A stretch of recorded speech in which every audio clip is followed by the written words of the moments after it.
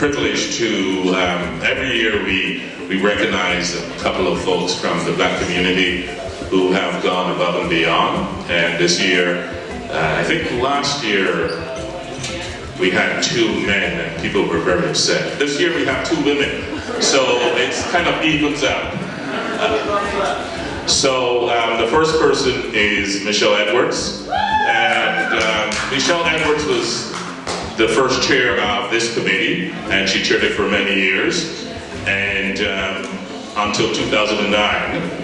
And throughout those years, she engaged the community in celebrating Black history through organizing, supporting, and collaborating with organizations to develop and to promote programs that would educate, inform, and uplift the community.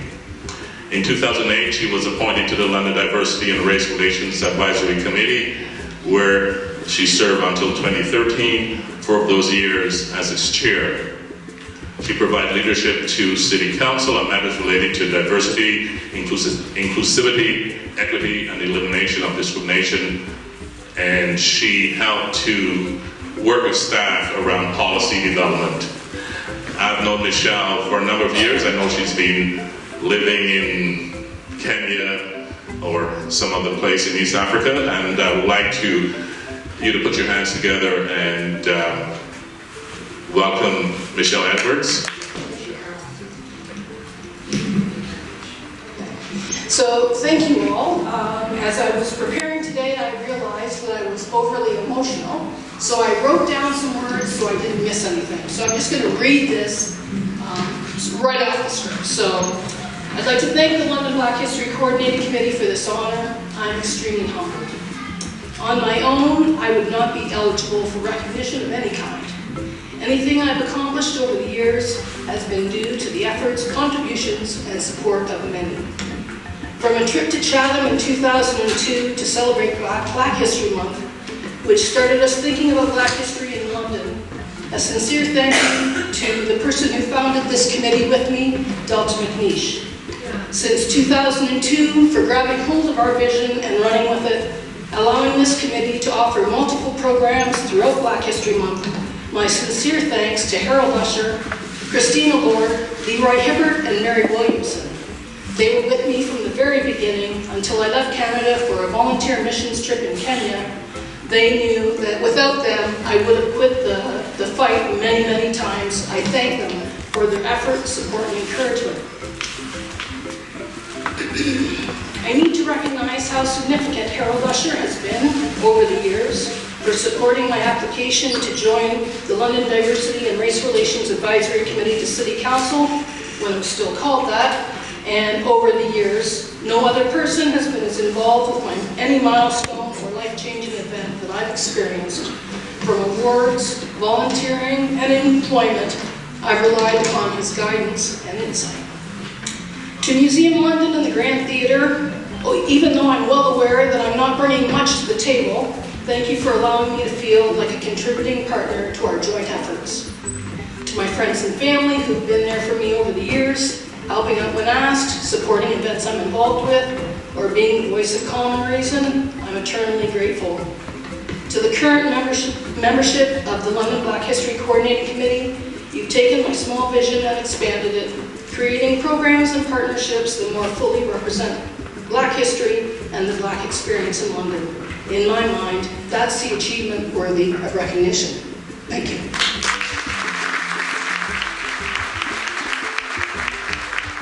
We have another dynamic woman that we would like to recognize, Mercy Nelia. She is well-known and well-respected community developer within the City of London. She has put London on the map, drawing praise from around the province for her innovative community outreach with Black Youth, Students Association, faith leaders and their congregations, businesses, women's groups, and multicultural service providers. While the underlying focus of her work has been prevention of HIV/AIDS in the Black community, her efforts in education initiatives have led to the formation of unique alliances with a broad range of community partners. Mercy's leadership in facilitating the It Takes Courage initiative to include London Black communities of faith in HIV/AIDS outreach in 2017 was a significant milestone. Breaking down HIV stigma can sometimes feel very alone. but Mercy has been on the front lines for 10 years in London, fighting the stigma and with compassion. If you were out and about in London in 2017, you would have seen Mercy working on the London Black History Month Committee, representing at International Women's Day, promoting HIV/AIDS awareness at Sunfest, collaborating with the Black Students Association at Western University for community events, and networking with local businesses in the Black community. So on behalf of the London Black History Recording Committee, on behalf of the citizens of London and residents, and on behalf of this gathering, I'd like to thank Mercy. Mercy?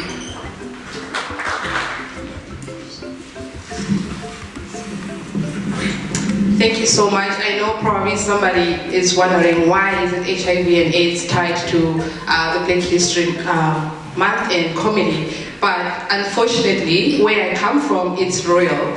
And when I came here, I realized that it was the same issue. We're so impacted by the social determinants of health in a similar way. I can go on and on and on. Thank you so much. I'm so humbled to be nominated. I really appreciated that. And in my language, I say ngiyabonga. And there's a saying that if you want to go fast, you can go alone. But if you want to go far, move together with the community. So as a community, we can impact more change in a bigger way. Also, in my language, we say, umuntu ngabantu.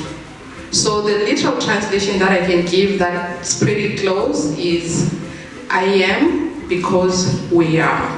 Thank you so much. Ngiyabonga.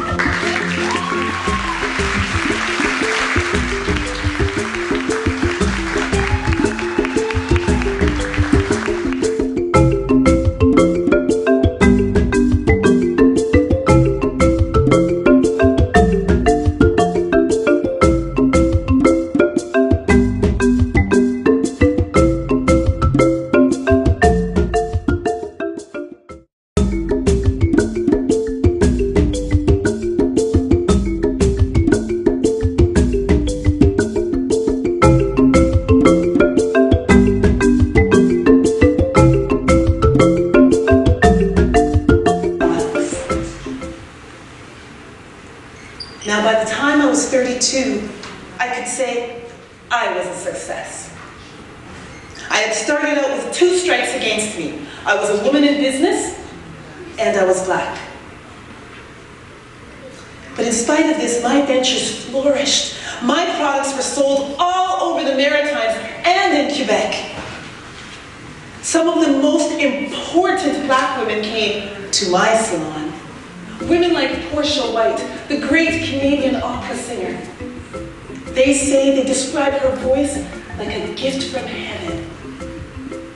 And then there was Gwen Jenkins, who became the first Black nurse in Nova Scotia. Sure, my husband Jack, he wanted a more traditional wife, one that would be able to raise a family. But I was passionate about my career. I was never happier than when I was in my beauty school training women, helping them to become independent, and then visiting other salon owners, selling my products. That year, 1946, the year I turned 32, that was the turning point. On November 8th, I went on a business trip to New Glasgow, 2 hours north of Halifax. My car broke down, and I had to stay overnight. I checked into a hotel. If only I had gone to dinner and come back and done paperwork.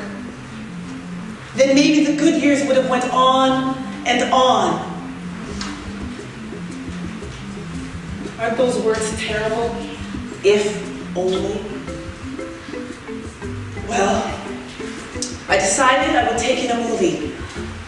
I heard that Dark Mirror was playing with Olivia de Havilland, and she was my favorite movie star. I created a hairstyle just like hers for my clients. So I heard everyone was talking about the film, and so I went out to the Roseland Theatre to watch. I bought the ticket that I was to buy, and I settled in to watch the film. In a couple of minutes, an usher came and prodded me, said, "You have to move upstairs." Not quite getting the drift, I said, "Oh, no, I'm perfectly fine where I am, thank you."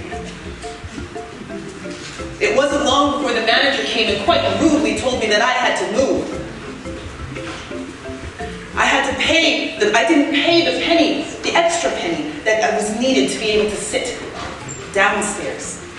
So politely, I got up, I went to the box office, and I offered to pay the extra penny. But the manager quickly changed his tune, and he said, "It doesn't matter how much you pay. You cannot sit down here. This is a whites-only section." How can I tell you what came over me at that moment?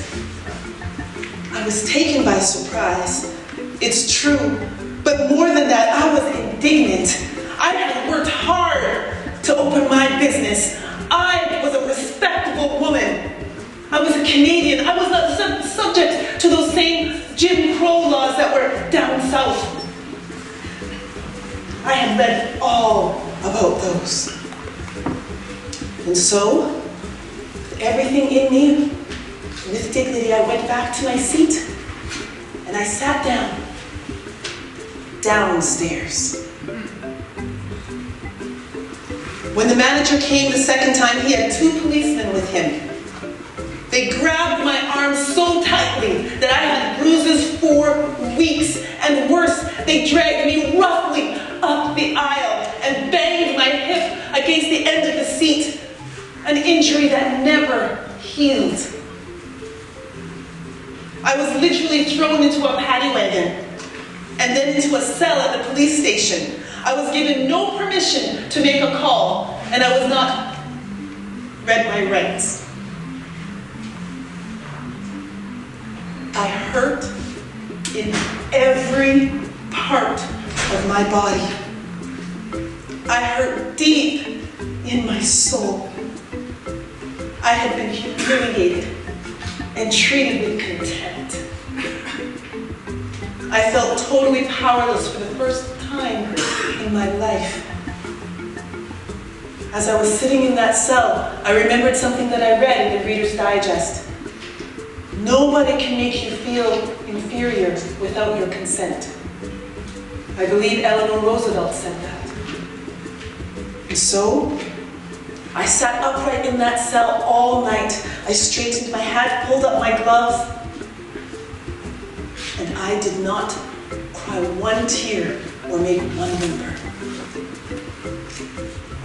The next morning I was told I was not only fined 20 pounds for my conduct, but I was also charged with tax evasion for not paying the 1 penny difference between the seat upstairs and the seat I chose to sit downstairs. What could I do? I paid and I left, holding my purse close to me so that I couldn't see my hands trembling.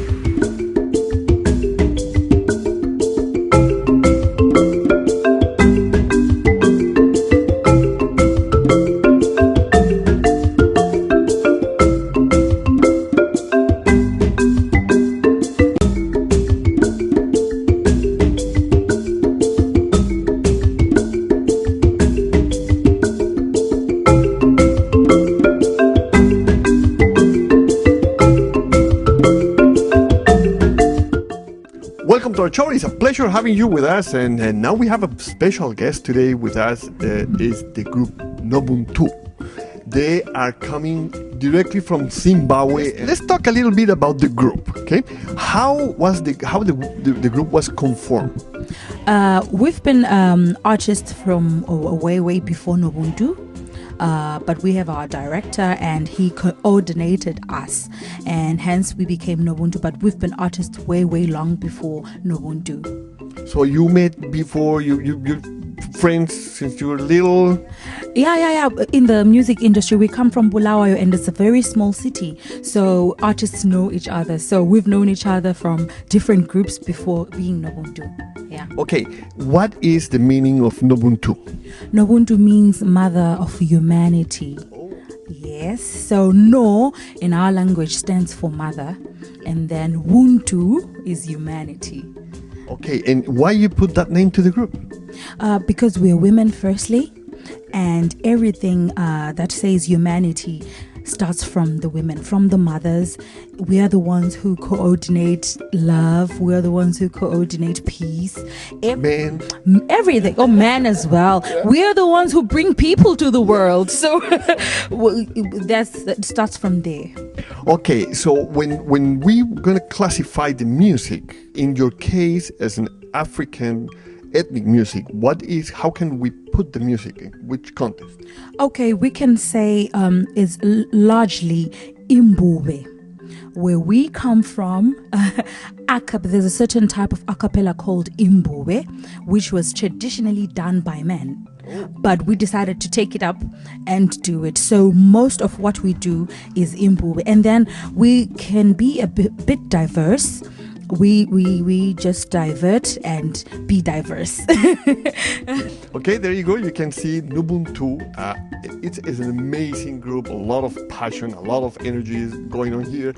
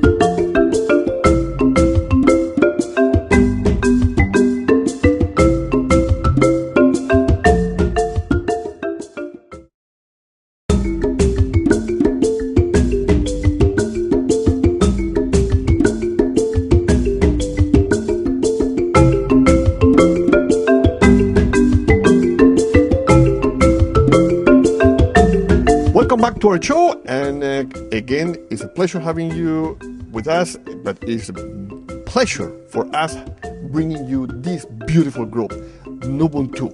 They're coming from Zimbabwe, whoever is coming for the first time to the show, and we're continuing talking about the group.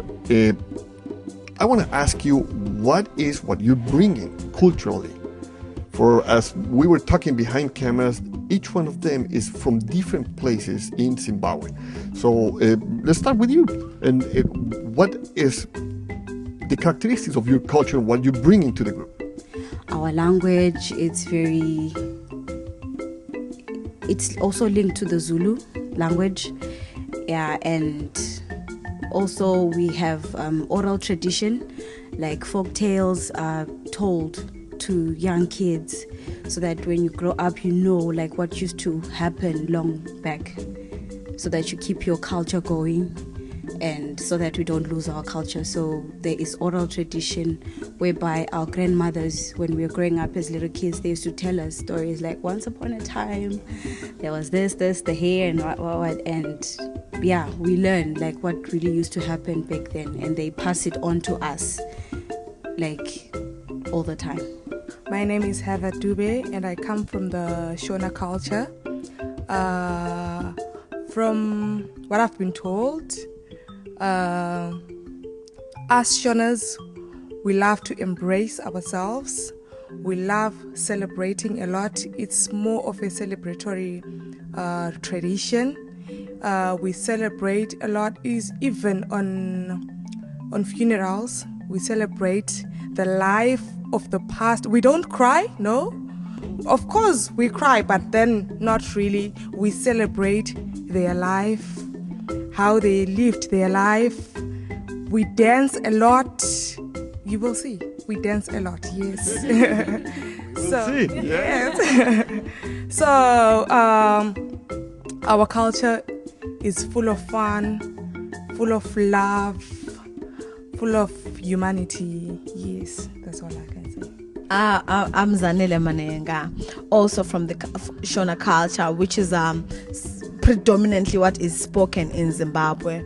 So, above all, Shona culture is so different, it's diverse. There are a lot of things that happen in the Shona culture, but the one thing is the language is very distinct. So in the show, you're gonna hear Shona songs that are part of our repertoire. Okay, my name is Duduzile Spanda and I'm also Ndebele.